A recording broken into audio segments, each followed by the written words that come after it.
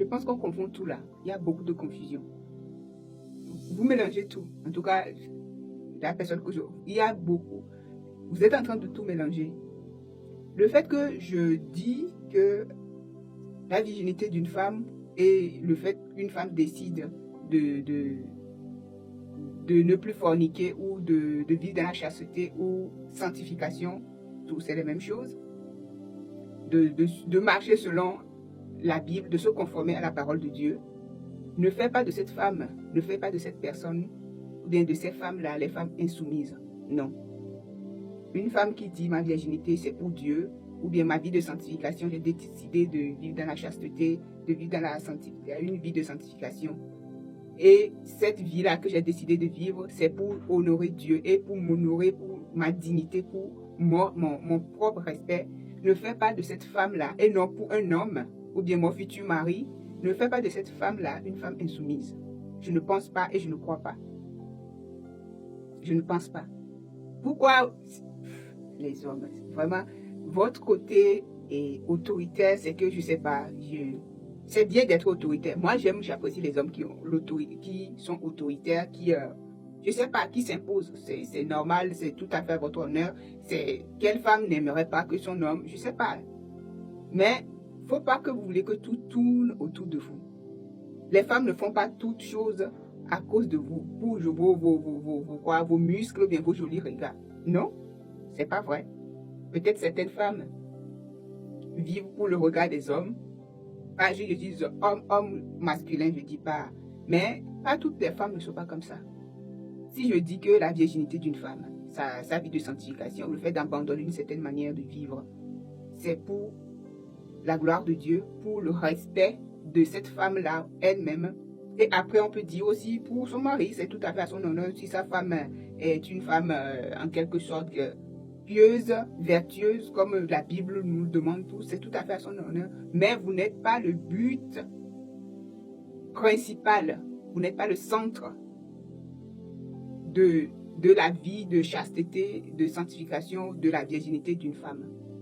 En tout cas, moi, personnellement, je le répète encore, et je sais qu'il y a plein de femmes qui pensent comme moi.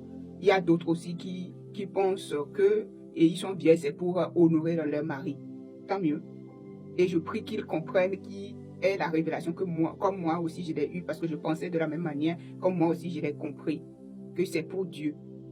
Parce que, comme je l'avais dit dans la précédente vidéo, le fait de penser que c'est pour un homme, ça, c'est que vous aurez, mes soeurs, vous aurez des chocs.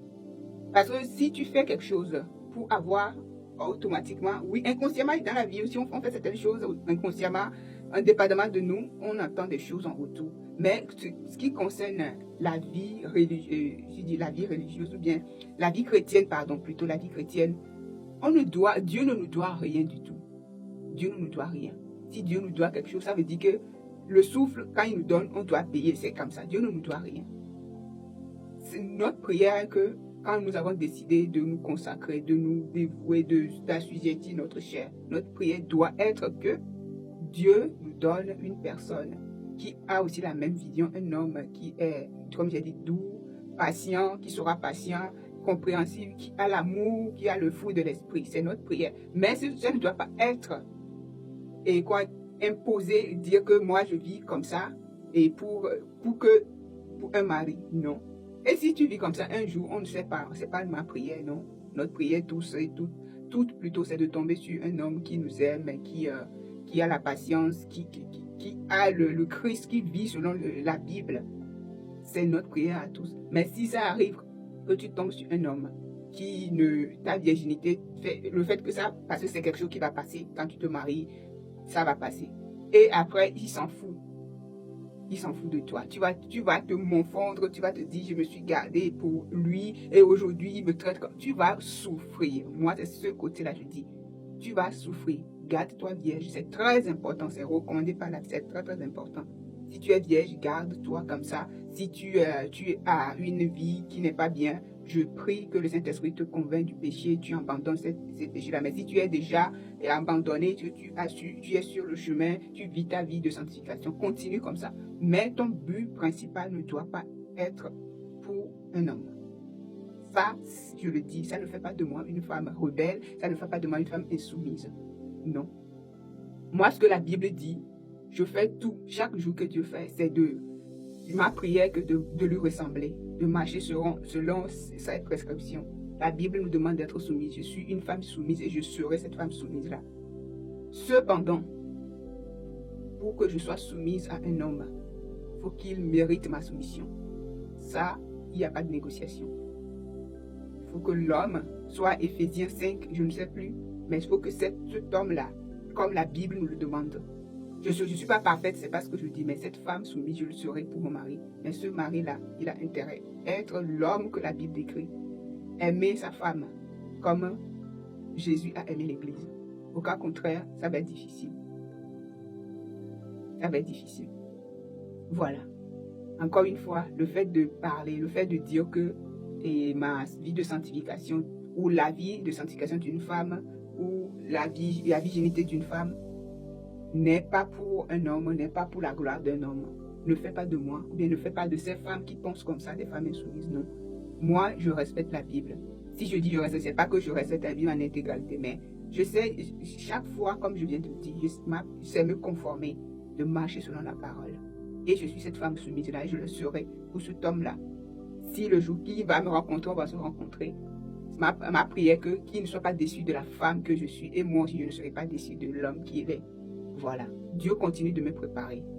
Et je sais que j'ai du travail à faire. Mais pour le fait que je dis ça, je ne suis pas fluide, non. Vous détrompez-vous. Je le suis. Je le suis. Voilà. Parce que c'est la Bible qui me le demande.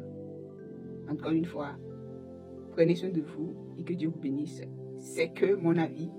Et si c'est partagé, tant mieux. Mais si c'est pas partagé aussi, c'est comme ça. C'est ça qui fait grandir, c'est ça qui fait comprendre des choses, parce qu'on ne peut jamais être en accord. Si c'est comme ça, c'est pas bien. Il faut qu'il y ait des désaccords, il faut qu'il y ait des, comment ça s'appelle, des échanges pour que peut-être à force que je te réponds, tu peux comprendre certaines choses. Toi aussi, à force de me parler, de dire ce que tu as dit, je peux comprendre des choses. Mais voilà un peu à peu près. Bisous.